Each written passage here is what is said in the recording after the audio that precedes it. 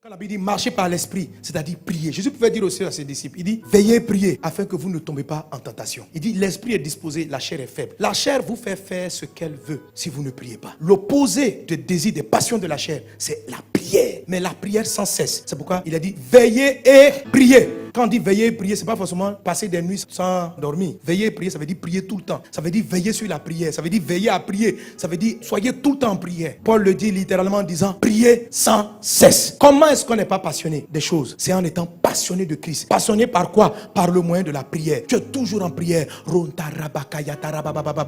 En Luc 21, je crois verset 36, Jésus dit ceci. Veillez donc et priez en tout temps. Cultivez la prière sans cesse. Quand tu dors, prie. Dans ton sommeil, prie. Quand les cauchemars arrivent, prie. Tu te réveilles le matin, prie. Avant de prendre ton petit déjeuner, prie. Au milieu du petit déjeuner, prie. À la fin du petit déjeuner, prie. Avec tes enfants, prie. Lève-toi, prie. Dans ta voiture, prie. Quand tu n'as pas envie de prier, prie. Quand tu as envie de prier, prie.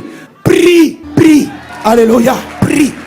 En tout temps. On dit veillez, priez en tout temps. Saison de pluie, tu pries. Saison sèche, tu pries. Il prie seulement. Prie. La prière crée une atmosphère. Quand vous êtes sur un territoire, vous priez. Il n'y a plus de malédiction qui tient. La malédiction est suspendue. Parce que la prière est une zone que Dieu sécurise. Votre vie doit être une vie de prière. Jésus a dit, ma maison sera appelée une maison de prière. Et qui est la maison de Dieu? C'est ton corps. Qui est la maison de Dieu? C'est l'église. Ça doit être une atmosphère de prière. Vous savez, mes amis, les disciples ont vu Jésus marcher sur la mer. Ils n'ont pas demandé à Jésus, apprends-nous à marcher. Ils ont vu Jésus ressusciter les morts. Ils n'ont jamais dit à Jésus, apprends-nous la résurrection. Ils ont vu Jésus guérir des malades. Ils n'ont jamais dit à Jésus, apprends-nous à guérir les malades. La seule fois, ils ont demandé à Jésus de leur donner un coup. Apprends-nous à prier. Nous, on ne sait pas prier. Apprends-nous à prier. Parce qu'ils avaient compris une chose. Que le secret de la vie surnaturelle de Jésus, ce n'était pas de faire des prodiges. C'était la prière. C'est dans la prière que le ciel se révélait sur la terre. Qu'on sortait de tout ce qui peut être malédiction. Prie en tout temps. Il y a des fois la chair n'a pas envie de prier. Quand elle n'a pas envie de prier, c'est là même qu'il faut prier. Elle veut dormir, puis tu pries. Même dans le sommeil,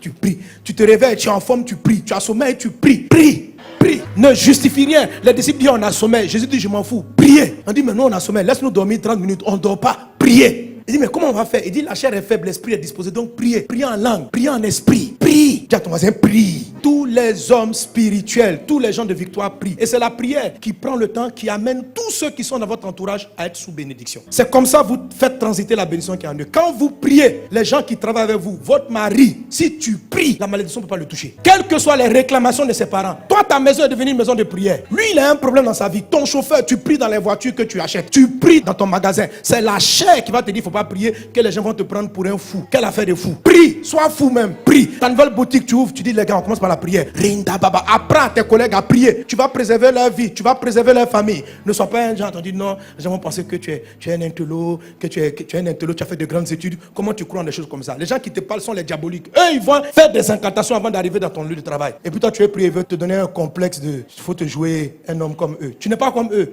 Toi, tu appartiens à Dieu. Eux, ils appartiennent au diable. Ils vont faire les incantations, ils arrivent au travail. Quand tu les vois comme ça, ils sont calmes. Tu crois qu'ils méditent. Ils appellent le diable dans la boîte. Appelle le Seigneur. Tout ce qui t'appartient. Et même si tu es un employé, ce n'est pas ton entreprise. Le Saint-Esprit est supérieur à tous les démons. Tu arrives, tu vas paralyser la malédiction qui est sur la société. Tu vas paralyser. Tu vas changer la tendance des choses. Créer l'atmosphère de prière. La prière est une communication avec Dieu. La prière est le câble qui vous connecte au ciel. Alléluia. C'est un câble. Il faut savoir adresser la prière. Écoutez mon message sur 7 étapes pour une vie de prière de victoire. J'explique tout. La prière permet aux anges de monter, de descendre. La prière fait descendre le ciel sur la terre. La prière suspend toute malédiction dans un environnement donné. Amen. Si tu pries que tu vois la malédiction frappe encore, augmente ta prière, augmente seulement. À un moment donné, elle va renverser la situation. Si une maladie persiste dans ton corps, prie, prie, prie, prie, prie, jusqu'à elle va partir. Prie. Pierre avait une réclamation. Jésus dit, j'ai prié pour toi. La réclamation va plus avoir son effet. Donc il a régné, il est revenu à Jésus. Satan n'a pas gagné. La prière a sorti l'apôtre Pierre d'une réclamation satanique. La prière va sauver vos collègues. La prière va sauver votre conjoint. La prière. C'est pourquoi le pire ennemi de la chair dans ta vie, c'est ta vie de prière. La chair n'aime pas la prière. Quand tu vas prier, elle va te combattre. Mais il faut prier. Il faut remplacer toutes tes passions par des heures de prière. Amen. Alléluia. Que Dieu vous bénisse abondamment. Que sa grâce soit avec toi.